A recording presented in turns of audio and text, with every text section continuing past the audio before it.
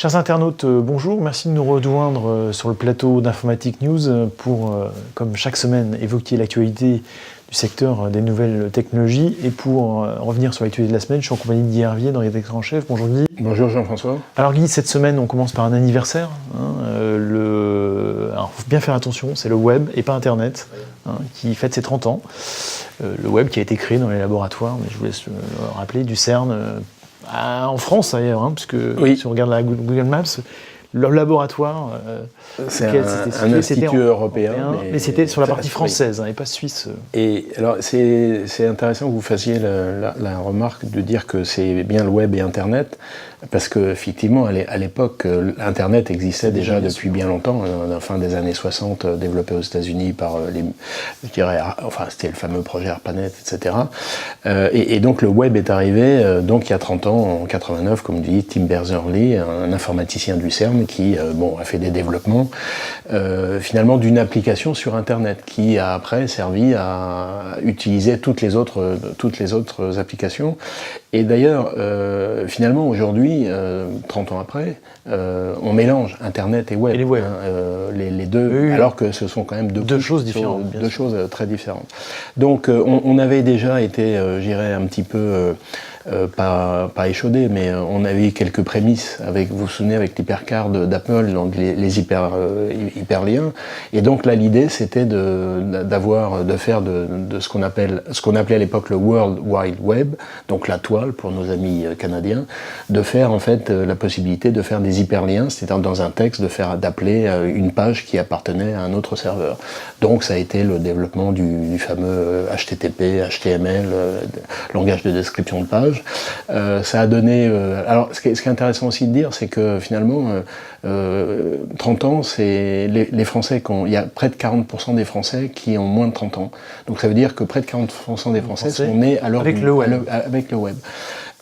Et donc après il y a eu le développement assez rapide, donc il y a eu les navigateurs, donc les premiers, un Mosaic, c'était le plus connu, le plus prestigieux, qui s'est ensuite transformé en Netscape, et qui s'est fait absorber par Microsoft avec Internet Explorer, qui avait de l'aveu même de Bill Gates, qui avait complètement raté le virage du web. Oui, pour les plus anciens de nos lecteurs, on rappellera qu'à l'époque, Microsoft développait son propre réseau, je n'allais pas dire Internet, mais son propre réseau sur les protocoles Internet, et qui s'appelait MSN. Absolument. Donc Microsoft a pris le virage, et puis bon, après évidemment avec la puissance de Microsoft, et puis après ça a été la guerre des navigateurs au niveau européen, enfin bon, je vous passe les détails.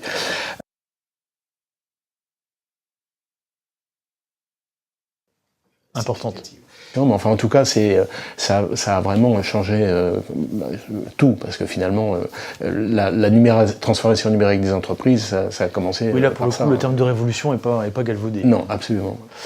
Alors ça c'était, on va changer complètement d'univers, on va parler du Nasdaq et qui produit un classement, un index sur le cloud. Voilà, alors en fait c'est pas tout à fait le Nasdaq, c'est une entreprise d'investissement américaine qui s'appelle Bessemer Venture. Qui est basée sur le Nasdaq, c'est ça. Voilà, et donc ils ont créé ce qu'ils appellent un cloud index, donc c'est un indicateur, un index, comme le Dow Jones, comme tous ceux qu'on connaît. Et dans un indicateur constitué à partir des valeurs du cloud. Donc dedans, il y a des gens comme Adobe, il y a des gens comme Salesforce, des gens comme ServiceNow, Workday, et puis ça c'est les plus importantes. Et puis il y a des plus petites, mais ce ne sont que des gens qui sont sur le cloud. Et ce qui est intéressant, c'est un indice qui a été créé en août 2013, donc ça fait un peu plus de 5 ans. Et ce qui est intéressant, c'est de voir l'évolution de cet index par rapport au Nasdaq. Au Nasdaq, Standard & Poor's, et le troisième, c'est le Dow Jones. Et donc, si on prend les deux plus, des valeurs traditionnelles, donc le Dow Jones et le Standard & Poor's, on est à 70% de croissance, donc c'est déjà significatif. Le Nasdaq, c'est 110%, et donc le BVP Index, c'est plus de 400%. Donc vous voyez que quand on dit que finalement le cloud, on parle du cloud en permanence, ces entreprises-là qui sont pas nées dans le cloud pour certaines, oui, parce qu'Adobe dans le cloud, après le virage. Oui, c'est un peu intraditionnel, mais Salesforce est né dedans. Ça veut dire que c'est vraiment un phénomène qui est réel, c'est pas un mirage, quoi. Donc c'était intéressant à mentionner. Et ce qui est aussi intéressant à compléter, c'est qu'il y a eu un creux, là, novembre-décembre, là, vous vous souvenez, la bourse est un petit peu effondrée, et puis là, c'est reparti plus belle. Très bien. Alors ça, c'était pour la partie un peu finance, même si on y reviendra peut-être un peu plus tard. La saga Huawei, j'allais dire, continue.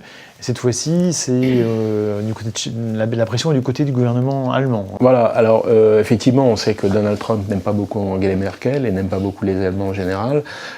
Et on sait aussi que les États-Unis ont déclaré la guerre, entre guillemets, sous fond de tension commerciale entre la Chine et les États-Unis, pour bannir Huawei, tout simplement. Et donc, en fait, les États-Unis font pression auprès de ses alliés, on ne sait plus très bien d'ailleurs s'ils sont ses alliés, pour faire de même. Et donc là, il y a eu deux initiatives. Donc le général en chef des forces de l'OTAN en Europe, qui a contacté son homologue allemand pour lui dire attention, si vous prenez Huawei, on va plus discuter ensemble, on vous parlera plus, on communiquera plus avec vous, parce que l'idée c'est effectivement que les communications ne soient plus privées, enfin secrètes on va dire. Et puis l'ambassadeur américain en Allemagne a fait de même auprès du ministre concerné pour lui dire faites attention. Et donc suite à cette pression, parce que là c'est une pression forte, Angela Merkel a dit qu'elle appellerait Donald Trump avant de lancer les appels d'offres pour les infrastructures 5G, évidemment appels d'offres auxquels Huawei va pouvoir répondre. Donc ça va intervenir dans les jours qui viennent, et ça sera intéressant de voir comment ça se passe. C'est-à-dire, est-ce que finalement l'Allemagne enfin, on verra. Suite au prochain épisode. Alors je disais que on allait rouvrir le chapitre finance, Guy. On parle un peu de notre séquence acquisition, j'allais dire quasiment hebdomadaire, avec alors du jour deux acquisitions, F5 Networks qui rachète Nginx, alors j'ai du mal à le prononcer, mais qui est un serveur d'application bien connu sur le web, un peu concurrent d'Apache. Et puis Nvidia qui reprend Mellanox. On avait aussi parlé de Mellanox il y a quelques semaines. Donc deux achats un peu à des échelles différentes quand même. Absolument. Quand même structurants. Et des échelles de grandeur différentes, parce que c'est des échelles dans le montant impliqué, c'est de 1 à 10. Mais comme vous le disiez, donc F1 Networks a racheté cette société, Nginx, ou Nginx, je ne sais pas exactement comment on prononce, donc pour 670 millions de dollars. Comme vous le disiez, c'est un serveur web open source comme Apache, sauf qu'il est arrivé bien plus tard, et c'est plutôt du serveur web haute performance. En tout cas, qui a une très bonne notoriété. Exactement, qui a une très bonne notoriété avec des fonctions complémentaires du style load balancing, enfin des choses sécurité qui sont incluses dedans, etc. Donc ça, c'est une première chose. F5 Networks, d'ailleurs, puisque, comme vous le disiez, une bonne notoriété, va conserver la marque au sein de... Ce qui est une bonne idée. Peut-être que dans 3 ans, ils l'auront intégré, mais en tout cas, pour l'instant, ils vont conserver la marque. Et puis le prix, c'était 670 millions de dollars. Donc c'est quand même une somme significative pour F5 Networks. Donc c'est l'autre, c'est 10 fois plus, donc c'est 6,9 milliards. Et là, c'est effectivement Nvidia, dont on avait reçu le patron il y a quelques semaines, qui a soufflé le rachat de Mellanox à Intel, parce qu'Intel était sur les rangs. Donc là, 6,9 milliards de dollars, donc c'est important. J'allais dire que le prix est inversement proportionnel à la notoriété des acteurs, en l'occurrence. Oui, parce qu'en fait, le nom Mellanox est moins connu, InfiniBand est un peu plus connu, l'interconnexion. Donc Mellanox, c'est une société israélienne qui a été créée en 99, donc il y a 20 ans, et qui a, pour mettre les chiffres en perspective, qui a réalisé un chiffre d'affaires de 300 millions de dollars l'année dernière. Donc 6,9 milliards, 300 millions, vous voyez, ça fait un rapport 1 à 20, c'est quand même significatif. Bon, il se trouve que Mellanox veut être... Mellanox et Nvidia, maintenant, on sait que Nvidia déjà été, vous vous souvenez des annonces qui avaient été faites par IBM avec les deux supercalculateurs, c'était avec Nvidia. Et donc Nvidia, avec ce rachat, veut vraiment être... Au cœur des supercalculateurs. supercalculateurs. Voilà, des data centers et du HPC.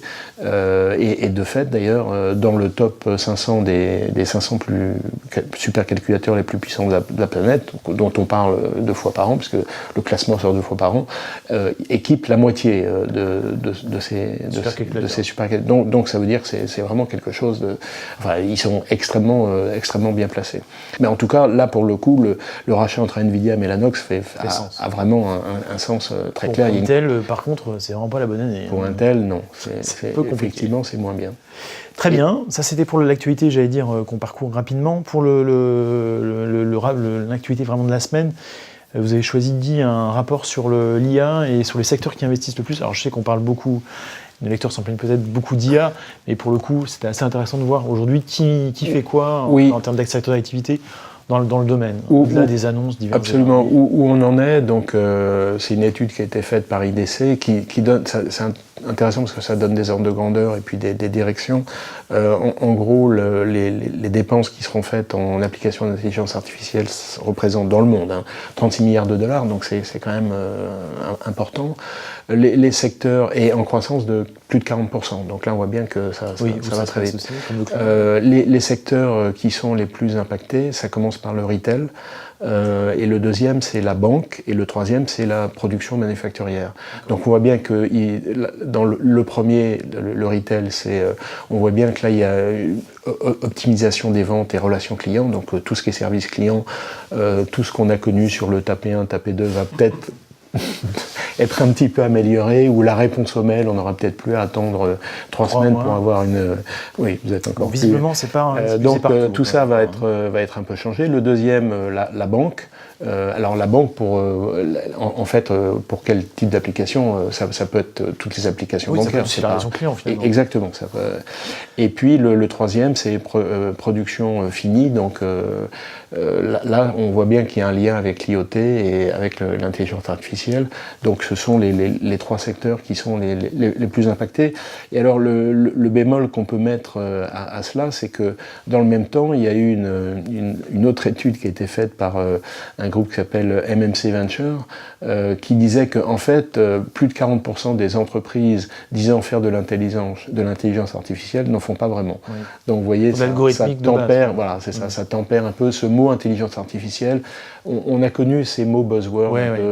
Il y en a tous les 2 ans. Dans les années 90, le client-serveur. Ça a été épique. Et puis il y en a eu d'autres. Donc, la tolérance de panne, je me souviens bien. Tolérance de panne, oui. Mais pour le coup, qui reposait sur une véritable architecture. Là, l'intelligence artificielle, c'est vraiment un mot un peu valise dans lequel on met un peu tout et n'importe quoi. Bon, écoutez, on en reparlera sûrement. Poursuivre et finir sur l'actualité, alors c'est non plus de la semaine, des semaines à venir, c'est un salon, Guy, IoT World. Alors, on parle tout à l'heure d'intelligence artificielle. IoT World, on n'est pas très loin, en tout cas ça va nourrir évidemment. Alors c'est cette semaine, c'est l'IoT World à la porte de Versailles, c'est la 4e édition, et donc l'IoT, on en parle régulièrement, avec des thèmes liés entre IoT et intelligence artificielle, on retombe dedans, et puis sécurité. Et là, sécurité, pour le coup, on sait que l'IoT n'avait pas été pensé au départ, pour 36 raisons d'ailleurs, parce que finalement, les gens qui ont au départ développé des objets qui allaient être connectés n'ont pas intégré la notion de sécurité, parce que c'était pas dans leur culture, ils n'avaient pas pensé, alors que finalement, comme on sait que à terme, tout objet sera capacité à être connecté, ça veut dire que la sécurité doit être intégrée dedans. D'ailleurs, cette semaine, on reçoit le patron européen d'Extreme Network, et c'est un sujet qui les intéresse beaucoup.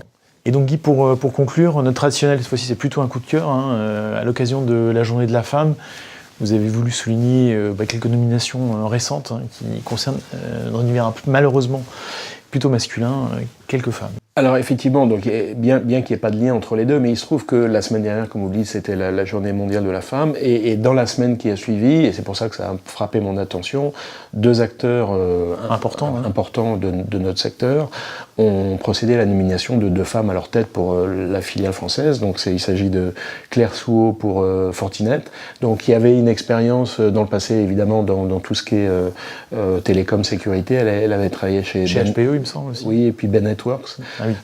Et puis Sarah Hachi Duchesne, qui a été nommée directrice générale pour Colt, et qui, elle, a également un passé dans les télécoms, en particulier à travailler chez AT&T.